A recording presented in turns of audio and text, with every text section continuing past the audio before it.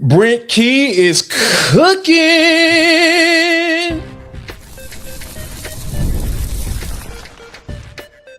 You are Locked On Georgia Tech, your daily podcast on the Georgia Tech Yellow Jackets, part of the Locked On Podcast Network, your team every day.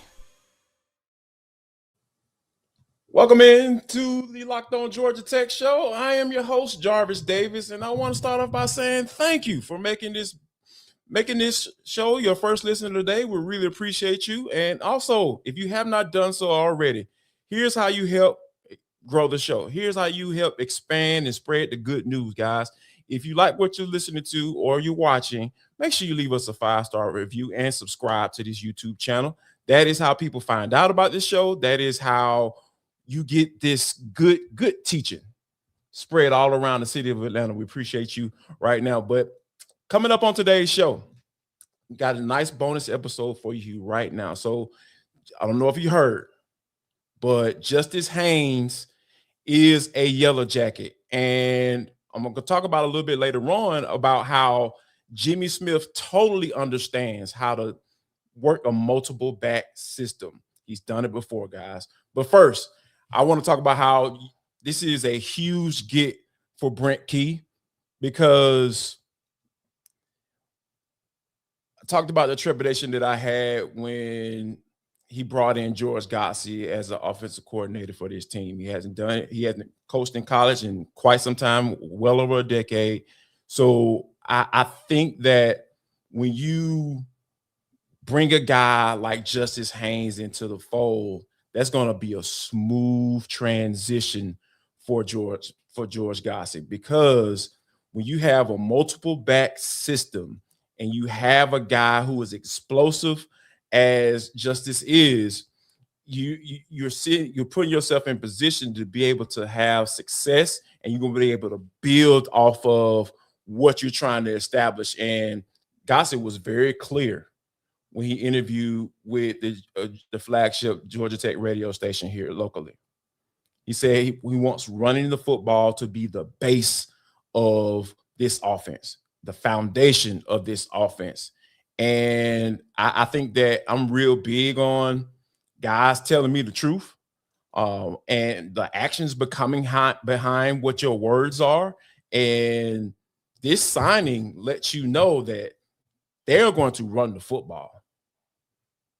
They're going to run the football, and they plan on having a lot of success doing it, because you already have a guy like Malachi Hosley, who was your lead running back in 2025, and you're adding a guy like Haynes into the fold. So you have this two-back system, and this is going to be a much smoother transition for Godsey as he gets acclimated to the college football game, because you've been in the league for quite some time. We talked about how I like how he was up under Todd Monken, and you can learn some things from a guy like that, because he won 2 national championships when he was the offensive coordinator for Georgia. So I think being able to turn around and hand that football off to multiple guys and not really have to worry about either one of them getting tired, because you're going to be getting those guys those particular snaps, and you're going to be rationing them out in a good way.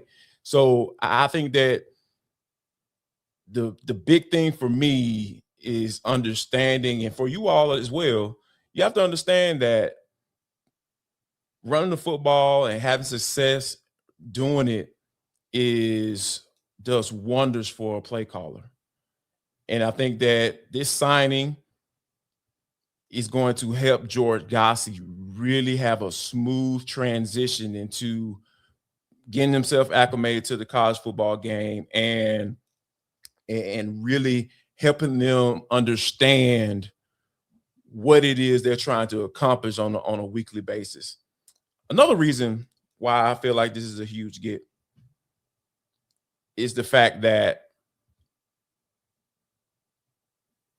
we don't know who's going to be the starting quarterback. You got Graham Knowles in the fold.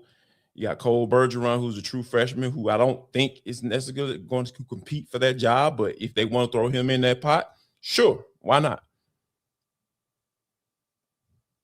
Another benefit from having a successful running game with multiple backs is that it's going to make it a lot easier to read coverages. It's going to make it so much easier because when you have that success in the running game, defenses are going to try to stop that, right? They understand what you're trying to do on a weekly basis. So they're going to try to do everything they possibly can. And if they don't have some fire breathers up front on that defensive line, hey, they got to do some extra to try to stop what you're trying to do. And the extra is bringing those safety down in the box, having 8 men in the box, and putting a lot of attention towards that. A lot of run pressures. Those you're going to see those as well. And when you have those run pressures, when you have those safety coming down in the box, a lot of times when quarterbacks come up to the line of scrimmage, they're trying to figure out what coverages that the defense is in. And a telltale sign of that is where are the safeties? Are they on the hashes? Are they kind of alternating, one coming down and one's kind of getting up right before the ball snap? And a lot of times when you have that safety down pre-snap, already locked and loaded, a lot of the times it's going to be man coverage. And like I said, we don't know who the quarterback is, but whoever it is, they're going to be able to have a easier time being able to diagnose what type of coverage the defense is in. And oftentimes it's going to be some type of man coverage.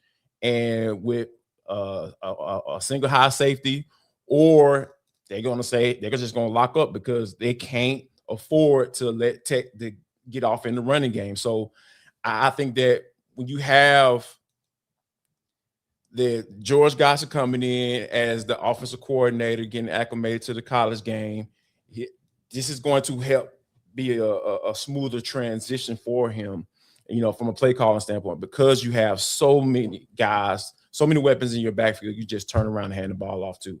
Also, whoever the quarterback is, this is going to establish a foundation of his offense, and you're going to be able to have telltale signs as to what type of coverage the defense is in, because all the defenses that you're going to face are going to be trying to gear up to stop this run game. And I think that with the additions of the offensive lineman that you brought in, and, guys like, Joseph Ionata, Markel Samuel, the transfer from Oklahoma State, you got Faber Edwin, who's a tackle from Auburn, may or may not be getting any, might not be in line for some playing time up front, but he is a depth piece.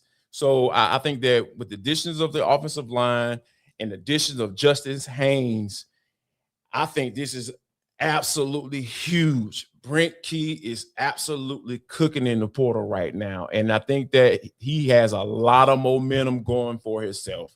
And you should be excited at this point. Coming up next, I'm going to dive into how Jimmy Smith has seen this movie before.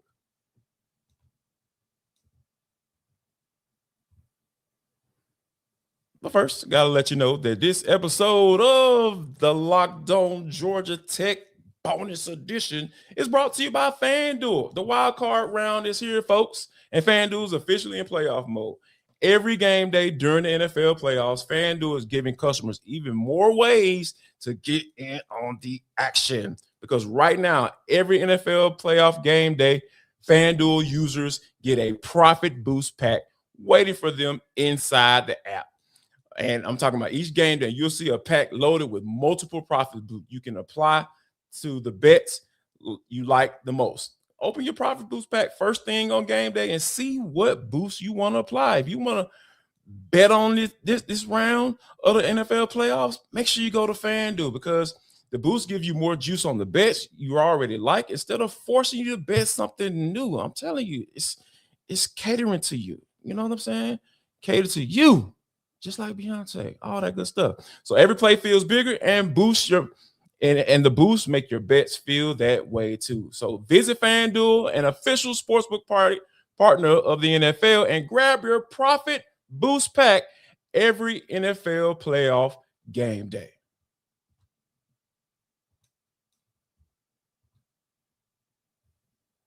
want to say thank you for making Locked On Georgia Tech your first listen of the day. And also thank you to all the fans, all the listeners, all the viewers. I don't know if you know, but we are now the #1 sports podcast network. And I know all the Georgia Tech fans who've been rocking with us as Caleb and I have gotten started. We appreciate you. Really do. Really do. Like that's genuine. Because, hey, you're the reason why we're still here. And they ain't fired us just yet. So, hey, should be proud of yourself. Give yourself a pat on the back. You're keeping us going. So, but I want to get into Jimmy Smith. He was a hire, he was at TCU, but he had a lot of success at Arkansas. And he was the running back coach, associate head coach at Arkansas. And specifically, I want to go back to 2022. Let me tell y'all something. He had an historic year in 2022 because his running backs put up huge numbers, led by sophomore Raheem Sanders. They put up over 3,000 yards and averaged 237 yards per game. That is absolutely ridiculous when you think about those type of numbers. And I think that with Justice Haynes and Malachi Hosley, it is an easy sell for these guys, all these guys, to be able to eat this year coming out of the backfield. And I think that Jimmy is such a experienced coach in the college football game because he's been all over the place. He's been on the high school level, had a lot of success locally here at Cedar Grove High School. And I saw that up close. Like, the man knows exactly what he's doing when it comes to being able to establish himself from a coaching standpoint. And I think the experience that he's had in the past at Arkansas and that historic run that they went on, I'm talking about they were in the same breath as Felix Jones and Darren McFadden. Do y'all remember that? That is some craziness. That offense back then was absolutely amazing. And I think that Tech potentially has the capability from a coaching standpoint and from a schematic standpoint on offense. They can pretty much do the same thing because the talent is there. All you got to do is just get this offensive line and figure out who all your starting five going to be. Pretty much 3 of them are pretty much sold up as of this moment. But I think once they figure out who those guys are going to be on the interior, this might be something that could be really special. So make sure you keep an eye out for Malachi Hosley and Justice Haynes. Oh, by the way, y'all, got to let y'all know this, right? Because, I don't know if y'all know this, but I'm a little petty. And, when Isaiah Canyon went in the portal and went up the street to those guys off 316, made me feel a little way because I'm real big on the whole rivalry piece in college football because that's the root of it. That's the base of it, right? Like that, it's just what makes college football, the rivalry. And you decided to go up to those guys. But let me let you in on a little bit of something here, guys. Might be able to get a little get back with this one. Because y'all know who Justice Haynes' daddy is? Veron Haynes. So, yeah, it's all about small victories, baby. Justice Haynes chose Georgia Tech over those guys. Now, they weren't in the running for it. But follow me here. You know what I'm saying? Flow with me. I think this is some good get back for Isaiah Canyon. Yeah, you want to go over there and get a couple screens here and every now and then from Gunnar Stockton and all that stuff. Yeah, you can do that. That's fine. Totally fine. But guess what? Veron Haynes, his son chose Tech. Because he understands what's about to happen with this running game and this offense. Because I like what I'm seeing. I really do. I really like what I'm seeing. Oh, yeah, we got some couple of comments real quick before we get out of here. From Junior Burns, Jacket Nation, remember winning ain't free. Send a check, even if it's only $100. We need 40,000 fans sending a check every calendar quarter. That would be $16 million annually. That's some good math right there. I love that. Yeah, keep sending that, Junior. I'll be checking you out. I'll be seeing what's going on.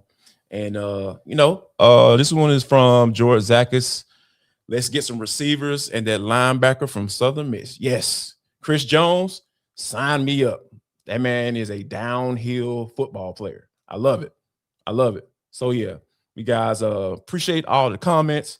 And, oh, yeah, the THWGs. Oh, yeah, keep those coming, guys. Really appreciate that. For sure. I'm sorry, Junior. I'm sorry, JR. My bad. Appreciate you, JR. But yeah, we want to appreciate all the comments. Just wanted to bring you guys this good news because Justice Haynes is now a Georgia Tech Yellow Jacket, and Brent Key is cooking. Jimmy Smith understands exactly how to utilize these guys, and make sure you guys check us out a little bit later on, and because Caleb and I will be dropping another episode for you tomorrow. So, but appreciate you joining me, and I want to say thank you for making Locked On Georgia Tech your first listen today. For your second listen today, make sure you check out Locked On ACC with Alex Dono and Kenton Gibbs. Those guys giving you all the good news and national news from the ACC's perspective. So, guess what, guys? We'll see y'all soon.